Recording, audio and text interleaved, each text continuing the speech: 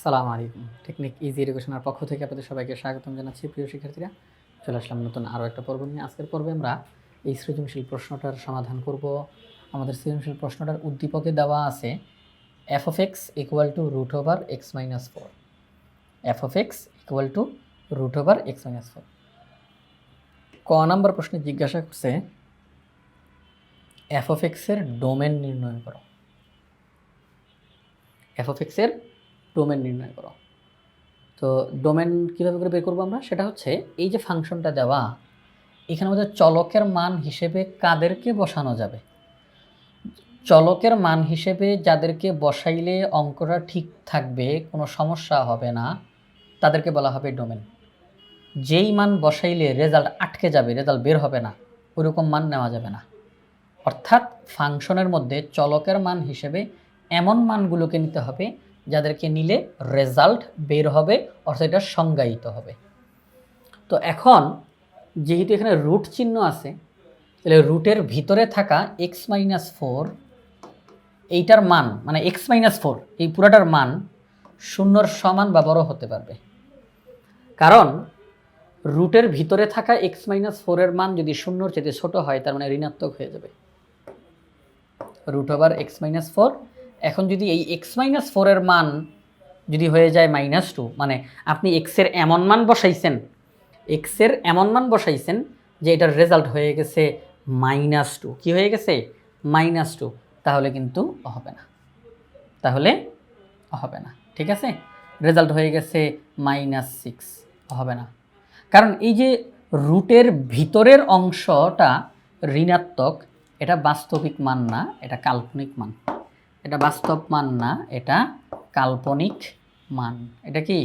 কাল্পনিক মান, ঠিক আছে? তাহলে রুটের ভিতরের রেজাল্টটা ঋণাত্মক হওয়া যাবে না, শূন্য হতে পারবে, শূন্য যদি বড় হইতে পারবে। তাহলে আমরা এইভাবে করে ডোমেনটা বের করে ফেলব। চলেন আমরা ক নম্বর প্রশ্নটা সমাধান করে ফেলি।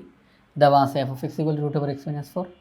এই f of x মানে ফলাফলটা বাস্তব সংখ্যার অন্তর্ভুক্ত হবে যদিও কেবল যদি এই ভিতরের যে অংশটা, এইটার মান শূন্যর সমান বা বড় হয়। -4 ওই সাইডে গেলে +4, তাহলে x এর মান 4 এর সমান বা বড়। অর্থাৎ আমাদের যে ফাংশনটা দেওয়া আছে, এই ফাংশনের চলকের মান হিসেবে আমরা 4 এর সমান অথবা 4 থেকে বড় যে কোনো মান বসাইতে পারবো। 4 বসাইতে পারবো, তাহলে এটা 0 হবে, অথবা 4-এর চাইতে বড় কোনো মান বসাইতে পারবো, তাহলে রেজাল্টগুলো ধনাত্মক বের হবে রেজাল্ট। কিন্তু 4-এর চাইতে ছোট কোনো মান বসানো যাবে না, তাহলে এটা ঋণাত্মক হয়ে যাবে, তখন এটা রেজাল্ট আর বের করা যাবে না, এটা সংজ্ঞায়িত থাকবে না। তাহলে আমরা বলতে পারি যে চলকের মান হিসেবে 4-এর সমান বা 4-এর বড় যে কোনো মান বসানো যাবে। তাহলে ডোমেনকে আমরা সংক্ষেপে ডোম বলি। তাহলে এই ফাংশনের ডোম হচ্ছে এই x বাস্তব সংখ্যার সেটের অন্তর্ভুক্ত এবং x এর মান 4-এর সমান বা বড়। অর্থাৎ বাস্তবের যত মান আছে সবাইকে নিব না, কিন্তু বাস্তব সংখ্যার সেটের ভিতর থেকে 4-এর সমান বা 4-এর চাইতে বড় যেই মানগুলো, তাদেরকে আমরা এখানে মধ্যে নিতে পারবো। তাহলে এটা হচ্ছে ডোমেন,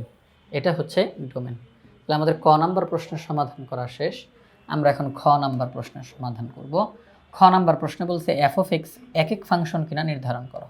এক ফাংশন জিনিসটা কি? সেটা হচ্ছে ফাংশনের মধ্যে একটা ডোমেনের জন্য একটাই রেঞ্জ বের হবে। ফাংশনের মধ্যে একটা ডোমেনের জন্য একটাই রেঞ্জ বের হবে। এটা হচ্ছে এক, এই জন্যই বলা হয় এক ফাংশন।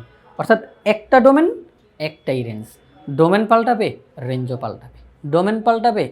পাল্টাবে, তাহলে একটা ডোমেনের জন্য একটাই রেঞ্জ বের হবে। এটা হচ্ছে এক ফাংশন। তো আমরা যখন সৃজনশীল অঙ্কে এক ফাংশন কিনা এই জিনিসটা লিখে করতে যাব, তখন একটা ফরম্যাট আছে প্রিয় শিক্ষার্থীরা, ওই ফরম্যাটটা আমরা সবসময় ফলো করব। যখনই সৃজনশীল প্রশ্নের মধ্যে আমাদেরকে বলবে এই ফাংশনটা কি এক ফাংশন, এটা তোমরা নির্ধারণ করো, এই কথাটা যখনই বলবে, আমরা সৃজনশীলের মধ্যে একটা ফরম্যাট আছে, সেই ফরম্যাটে বা ওই স্ট্রাকচারে আমরা অঙ্কটা করে ফেলবো, ঠিক আছে? আচ্ছা, স্ট্রাকচারটা কি, ফরম্যাটটা কি, চলেন আমরা যাই খ নাম্বার অঙ্কটা করতে। তাহলে আমরা খ নাম্বার প্রশ্নের এই যে সমাধানে চলে আসলাম। তো এখানের মধ্যে ফরম্যাটটা সবাই একটু খেয়াল করি, এই ফরম্যাটেই কিন্তু আমরা সবসময় অঙ্কটা করব। এক ফাংশন বললেই দেওয়া আছে f of x equal to root over x-4। আমরা অঙ্কের বাইরে থেকে দুইটা চলক নিয়ে আসবো, অঙ্কের বাইরে থেকে দুইটা মান নিয়ে আসবো, নিয়ে এসে বলবো এটা হচ্ছে এই ফাংশনের ডোমেন। অঙ্কের বাইরে থেকে দুইটা মান নিয়ে এসে বলবো এরা হচ্ছে এই ফাংশনের ডোমেন। ধরি ধরি ঠিক আছে, আমরা অনেক কিছু ধরতে পারি। ধরি x1 x2 belongs to dome F, অর্থাৎ এই ফাংশনটার ডোমেনের অন্তর্ভুক্ত হলো x1 এবং x2। এখানে মূলত এই যে x, তারপরে x1, তারপরে x2, এটা মূলত পরিচয় আলাদা আলাদা করার জন্য। এটা মূলত পরিচয় আলাদা করে, এটা x, এটা x1, এটা x2, এটা পরিচয় ভিন্ন হচ্ছে। আমি x2 বললে ওইটাকে বুঝবো, এটাকে বুঝবো না, পরিচয় ভিন্ন হচ্ছে। তো আমরা অঙ্কের বাইরে থেকে দুইটা মান নিয়ে আসলাম, ধরি x1 এবং x2 হচ্ছে এই ফাংশনটার ডোমেনের অন্তর্ভুক্ত। ঠিক আছে, এখন এই ফাংশনটা এক এক ফাংশন হবে যদি ও কেবল যদি, এই যে শর্ত দেওয়া হচ্ছে, এই ফাংশনটা এক এক ফাংশন হবে যদি ও কেবল যদি, এই যে জোরালোভাবে শর্তটা দেওয়া হচ্ছে, যদি ও কেবল যদি আমরা এই ফাংশনটাতে যেই দুইটা ডোমেন বাইরে থেকে নিয়ে আসছি দুইটা ডোমেনকেই আমরা বসাবো, একবার বসাবো x1 আর একবার বসাবো x2। x1 বসানোর ফলে পুরো ফাংশনটার যেই রেজাল্ট, x2 বসানোর ফলে পুরো ফাংশনটার যেই রেজাল্ট, তারা যদি সমান হয়, আর সেখান থেকে যদি অঙ্কটা চলতে চলতে চলতে চলতে এক পর্যায়ে দেখা যায় x1 আর x2 তারা সমান, তাহলে আমরা বলবো এটা এক এক ফাংশন। আমরা বলবো এটা এক এক ফাংশন। তাহলে দেখেন শর্তটা কি দেওয়া হচ্ছে, এই ফাংশনটা এক এক ফাংশন হবে যদি ও কেবল যদি f of x1 f of x2 পরস্পর সমান হলে x1 আর x2 সমান হয়, x1 আর x2 সমান হয়, তাহলেই কেবলমাত্র এটা এক এক ফাংশন হবে। যদি দেখা যায় এরা দুজন সমান কিন্তু এরা দুজন সমান না, তাহলে এটা এক এক ফাংশন হবে না, এটা এক এক ফাংশন হবে না। তাহলে এটা এক এক ফাংশন হওয়ার জন্য এই শর্তটা মানতে হবে। তাহলে চলেন আমরা এখন শর্ত মানা শুরু করি। আমরা একটা ডোমেন বসাইলাম, তাহলে f of x1, আমরা আরেকটা ডোমেন বসাইলাম, তাহলে f of x2, এবং তাদেরকে আমরা সমান ধরেই সামনের দিকে আগাচ্ছি, তাদেরকে আমরা সমান ধরে সামনের দিকে আগাচ্ছি। উদ্দেশ্য আমাদের এইটা হয় কিনা দেখা, এটা হয় কিনা দেখা। তাহলে f of x1 equal to f of x2। তাহলে এই যে আপনি x এর জায়গায় x1 বসাইছেন, তাহলে এখানে x এর জায়গায় x1 বসাবেন। এই যে আপনি x এর জায়গায় x2 বসাইছেন, তাহলে এখানে x এর জায়গায় x2 বসাবেন। ঠিক আছে, আচ্ছা, উভয় পক্ষকে যদি আমরা বর্গ করি তাহলে কিন্তু রুটটা উঠে যাবে, উভয় পক্ষকে বর্গ করলে রুটটা উঠে যাবে। তাহলে x1 - 4 ইকুয়াল টু x2 - 4, -4 -4 উভয় পক্ষ থেকে বাদ দিয়ে দেন, একই জিনিস বাদ দিয়ে দেন। অথবা আপনি চাইলে বলতে পারেন -4 ওই সাইডে গেলে +4, +4 -4 এমনিতেই বাদ, যেভাবে খুশি বলেন, কোনো সমস্যা নেই। x1 ইকুয়াল টু x2 হয়ে গেছে, x1 ইকুয়াল টু x2 হয়ে গেছে। যেহেতু x1 আর x2 সমান হয়ে গেছে, তার মানে এই ফাংশনটা এক এক ফাংশন। আমরা এই অঙ্কের মধ্যে x1 আর x2 ধরছি, আপনি চাইলে কিন্তু a আর b ধরতে পারেন, যেহেতু এখানে মধ্যে a b বলে কিছু নাই। হ্যাঁ, এখানে a b বলে কিছু নাই, আপনি চাইলে ধরতে পারেন। ধরি a এবং b হচ্ছে এই ফাংশনের ডোমেনের অন্তর্ভুক্ত, তাহলে f of x ফাংশনটি এক এক হবে যদিও কেবল যদি f of a equal to f of b হলে a ইকুয়াল টু b হয়। তখন সব জায়গাতে যে a b, তারপরে এই যে a b, তাহলে a b, তাহলে এটা বাদ a ইকুয়াল টু b চলে আসবে, ফাংশনটা এক এক ফাংশন হয়ে যাবে। যে কোনো পদ্ধতিতে আপনি অঙ্কটা করতে পারবেন, তবে এই সিস্টেমটা আমরা সবসময় ফলো করব যখনই আমাদেরকে এক এক ফাংশনের কথা বলবে। তাহলে আমরা বললাম, আমরা পেলাম যে f of x হলো এক এক ফাংশন, f of x হলো এক এক ফাংশন।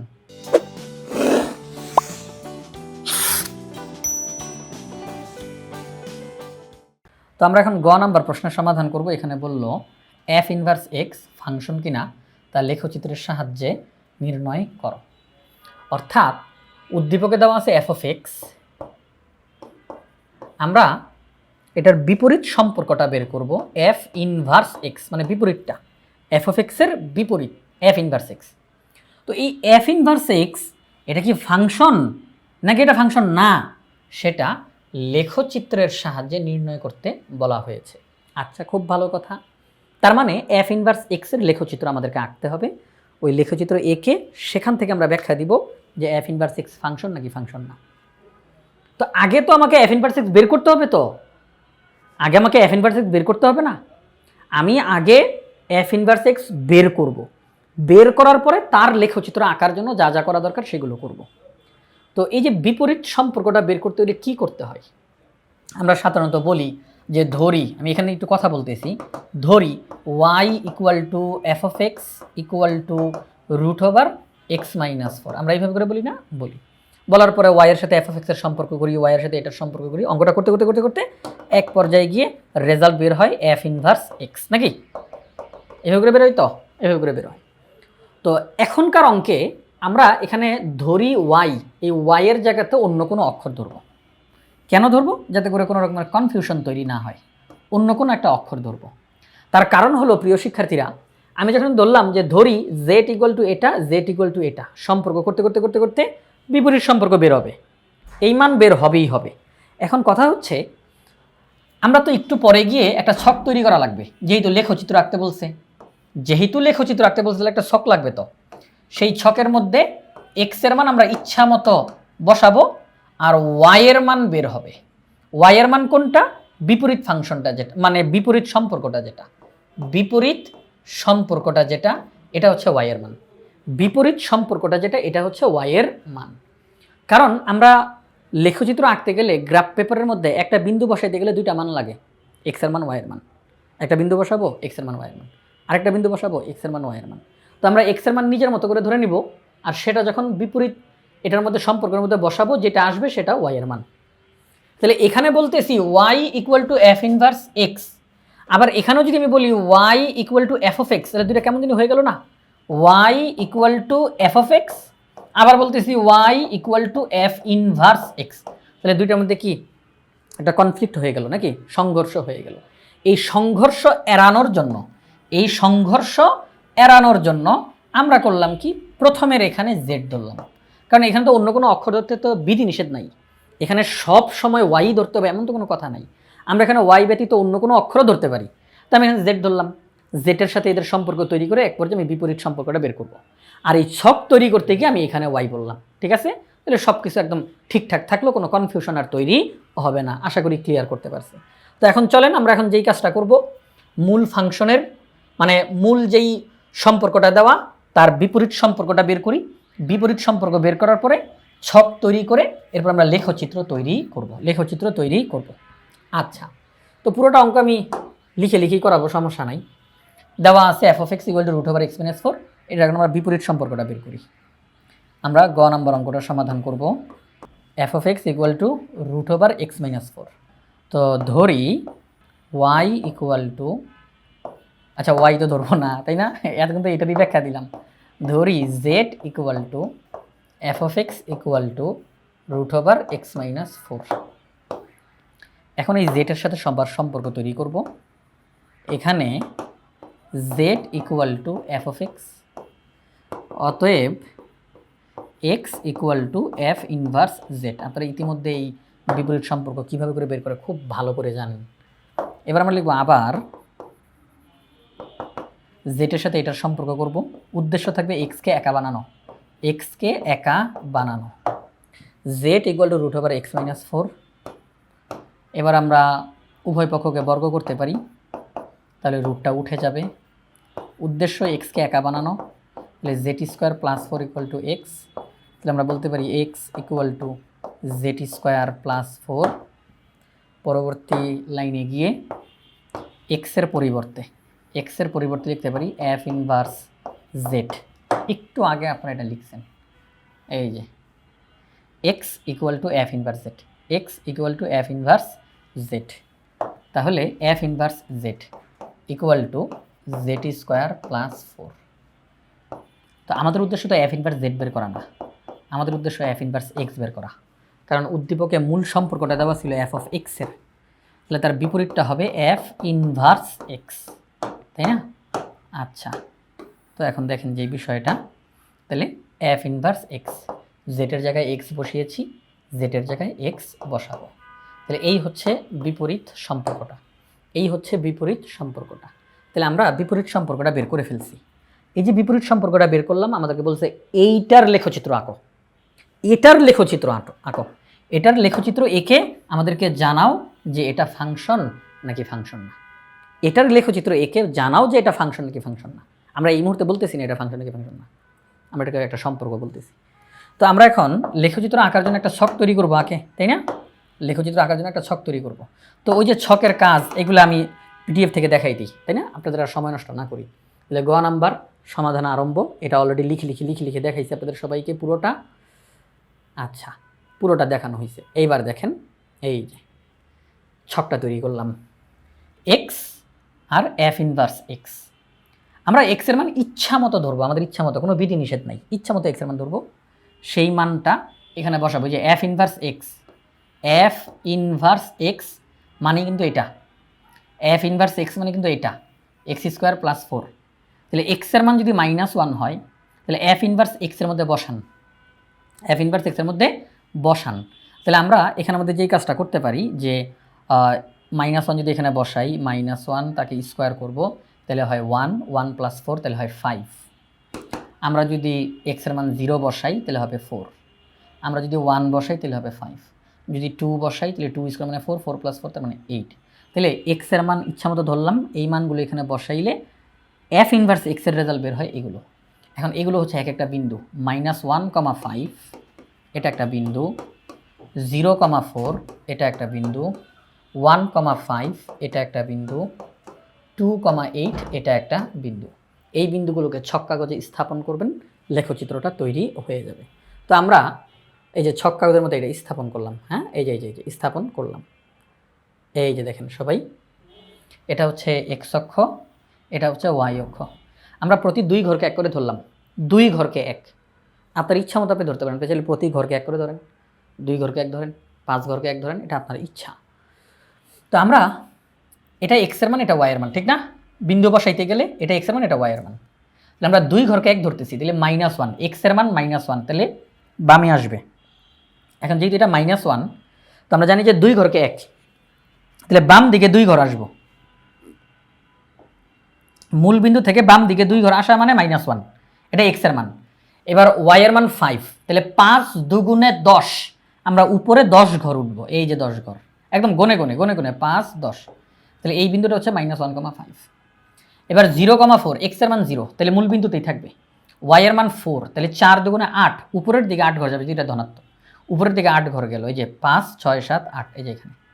একই রকমভাবে 1,5 বসাই, 2,8 বসাই, এভাবে করে বিন্দুগুলোকে আমরা বসাই।